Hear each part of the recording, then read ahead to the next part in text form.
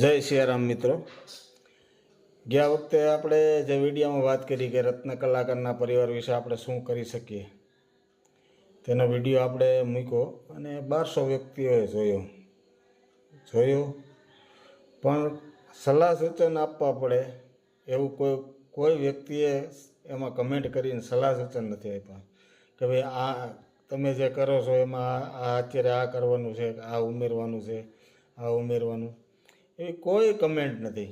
એટલે ખાલી જોવાથી હું આ અભિયાન આગળ નહીં વધારી શકું. તમે કંઈક સલાહ સૂચન દો, તમે કોઈ સાથ સહકાર આપો. હું એકલો વ્યક્તિ એક હાથે કોઈથી તાળી નહીં પડે. તમે બધા મને સાથ સહકાર આપશો.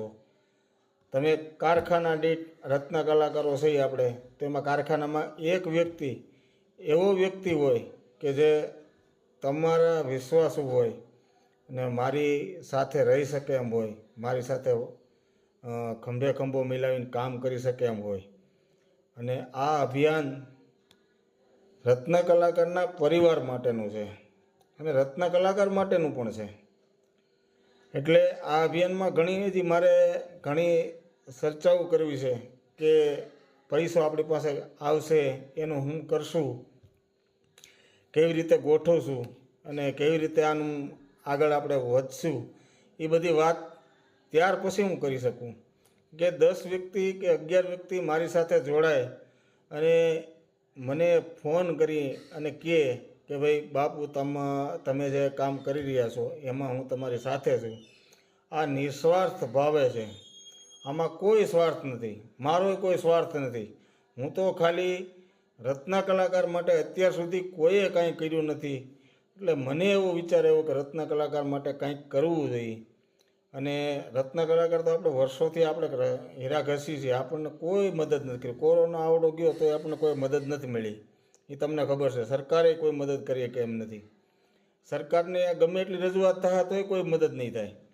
એટલે આપણે આપણી રીતે સ્વનિર્ભર, એટલે આપણે આપણા પરિવાર માટે શું કરી શકીએ એ આપણે વિચારવાનું છે. રોજના 5 કે 7 માવા આપણે ખાતા આવીશું, બીડી પીતા આવીશું, 20-30 રૂપિયા કે 50 રૂપિયા ચા પીતા આવીશું, એ આપણે વેસ્ટ કરીએ જ છીએ. એટલે આપણું વ્યસનના હિસાબે આપણે એ પૈસા જવા જ દઈએ છીએ. મહિનાના 100 રૂપિયા માટે જે મેં વાત કરી છે એની આગળ હું આખું બધી વાત કરવાનો છું. ભાઈ 100 રૂપિયા કેટલા ટાઈમ લેવાના છે, એવું નથી સતત આપણે જોડાના એટલે 100 રૂપિયા સતત ચાલુ રાખવા છે. પણ એના માટે આખી એક સ્કીમ જ ઊભી કરવી છે કે કેવી રીતના કેટલા મહિના સુધી આપણે પૈસા ભેગા કરવા છે, કેટલા પૈસા થયા પછી આપણે શું કરશું.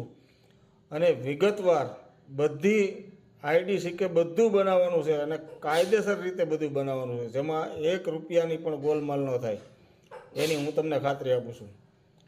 એટલે તમે મને સાથ સહકાર આપો, મારી સાથે જોડાવ. હું એક વ્યક્તિથી આ કંઈ નથી થવાનું. એટલે જે કોઈને નિસ્વાર્થ ભાવે આ અભિયાનમાં જોડાવવું હોય મને કોલ કરજો, હું તમને વાત કરીશ અને જે આપણે આગળ વધવાનું છે એની થોડી ઘણી ચર્ચાઓ કરશું.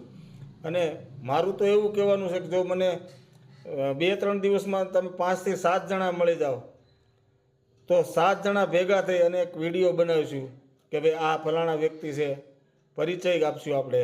અને એ રીતે આપણે વિડીયો બનાવી અને મૂકશું એટલે બધાને પરિચય થાય કે ભાઈ આ વ્યક્તિ છે અને આ વ્યક્તિઓ છે.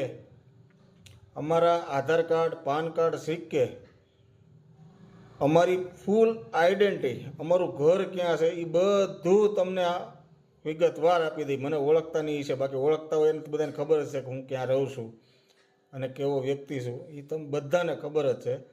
એટલે જેને નથી ખબર એના માટે જ આ મારું એક વિડીયો છે કે ભાઈ તમે મારી હારે જોડાવ અને સારામાં સારું આપણે કરી શકીએ અને સારી મદદ કરી શકીએ એ માટેનો અમારો અભિયાન છે.